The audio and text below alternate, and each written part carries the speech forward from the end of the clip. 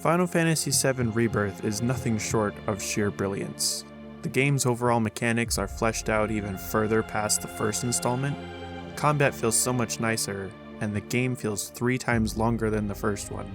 It was a magical and seamless experience I don't often feel when playing games. However, I do see that the ending was misunderstood by some, as well as why there's a second timeline simultaneously happening alongside the main one. I hope I'm able to clear up these details because I believe I know exactly what's going on. I have indeed spent a lot of my life understanding Nemurian hieroglyphics after all.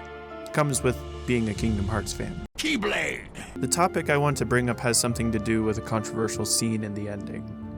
The scene I am talking about is, of course, the Aerith scene. There are many who are happy with the ending, there are many who are not. Expectations were met with some, and messed with for others. Upon reaching the launch of the game, the developers have stated that everything that happens in the original will indeed happen in the remix as well. Only difference is that they have been expanded further, and the order of events may be changed. But one thing is made clear. Every main event will occur in some fashion. And that includes Aerith's passing. To keep everyone guessing, even if you knew what was going to happen, they made this scene dramatically different in a lot of ways. But overall, the same result. To keep the original fans guessing, they made Cloud interfere with Sephiroth and his attempt to kill Aerith. It almost worked. But he still got her, giving us the illusion that we had a choice in saving her. But alas, it all goes according to fate. For the most part, the part that people are most upset about is the false advertising of defying fate and the changes made that aren't as faithful to the original as possible. I've often heard from others, if she was gonna die anyway, it should have been exactly the way it was in the original. No whispers, no Cloud interfering, the false hope, and a proper recreation of the burial scene. And I can understand that, but I again state that these were all put in place to throw the people who played the original game off, and it paid off in spades. Absolutely worked on me, trust me. The devs definitely know what they're doing. However, it is not over. I don't think it is as black and white as her being dead, and that's the most confusing part. A lot of people can't tell if she's dead or not. There is a B story involving Zack, an alternate universe where our party members are all either dead or unconscious. It is pretty much revealed by the little girl Marlene that if Aerith dies, she will wake up, meaning her death in Cloud's timeline will result in her waking up in Zack's timeline. I know, very confusing stuff, but that's what we're going with.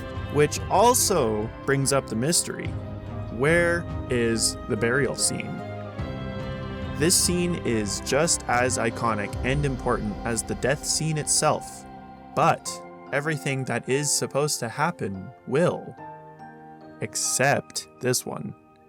This is the only missing event, and you bet it was absolutely done on purpose. Everyone is wondering where it went, including me. I kept waiting for it. It never showed up. The burial in the original was a symbol of a final farewell.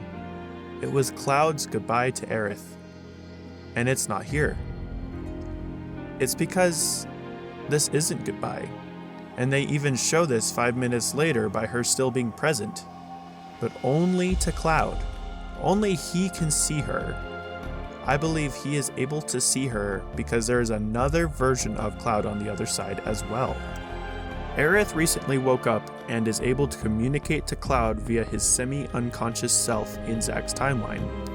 And I am almost certain about this because of the Don't Look Up scene at the end. There is a nebula-like tear in the sky, which is currently in the other world's sky, but the other party members don't see it. Only Cloud does. That's likely because Cloud's consciousness is currently in between worlds, so to speak. The scene at the Golden Saucer where Cloud sleeps and is able to hear Zack hints at this as well. While on this topic, I have a mini side theory that after the Northern Crater when Cloud loses himself to Mako poisoning and is in a wheelchair, and the whole part where you have to control Sid and stuff like that. That's when I think his consciousness will shift to the other world temporarily and will reunite with Aerith and Zack. With this knowledge in hand, it is safe to assume that this side story with Zack will become far more relevant in the next game regarding Aerith's return. That's right, I believe she will be coming back from the other timeline, and eventually both universes merging together. Reason being, I feel like this side story would make no sense in existing if there's no plan on both Zack and Aerith coming back. Or at least just Aerith, if Zack doesn't make it. There is both proof and foreshadowing of this occurring. Cloud does end up teaming up with an alternate Zack to fight Sephiroth at the end. Shortly after, Aerith shows up to do the same. At first I thought this was kind of like a spiritual projection of her to fight at your side, but when you think about it, I think this was the real Aerith, but from the other side, if you know what I mean. Once the battle is over, Zack wakes up in a church and alludes to the two worlds meeting once again, which in turn will be our last hope of saving Aerith. So we really just need her to stay alive in that timeline above all else.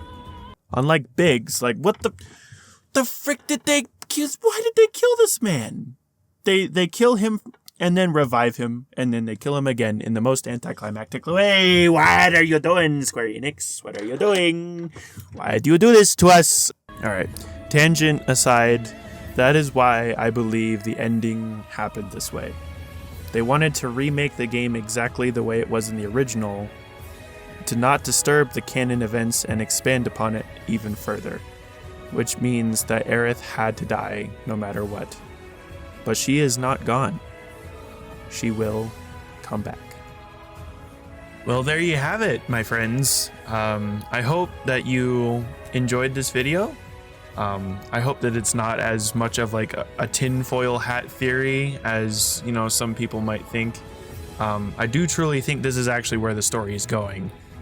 But other than that, this game was phenomenal. Okay, I did not mean to disappear on you guys. I swear. We had a family vacation for about 2 weeks, and then after that I spent 3 whole weekends just playing the heck out of this game. I had to drop my channel for this game. I'm sorry. I really did not mean to disappear on you. I'm back. It's okay.